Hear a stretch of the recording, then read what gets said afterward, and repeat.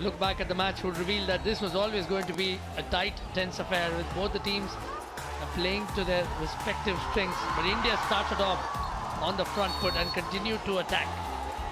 They did not pull any punches, and that did seem to catch the Chinese side off guard. China, for their part, managed the odd chance from time to time, but the opening half saw no goals being scored. And the opportunities seemed to come India's way in abundance, but it wasn't until the second half, with this brilliantly redirected goal from Sangeeta Kumari. It wasn't until then that India opened the account. Sushila made a ferocious slap that was redirected by Sangeeta Kumari in the 31st minute.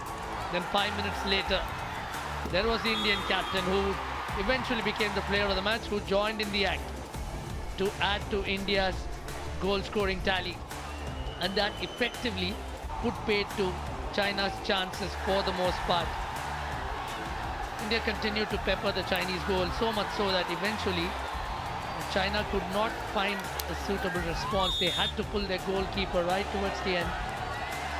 But even before that, it was India that continued to call the shots in every conceivable manner.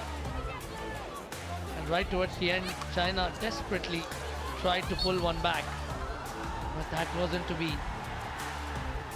And after China had pulled their goalkeeper, it was only a question of formality as Deepika completed the carnage with a goal to ensure that China were well and truly out of the contest, and also bringing up the 8th goal of her tournament.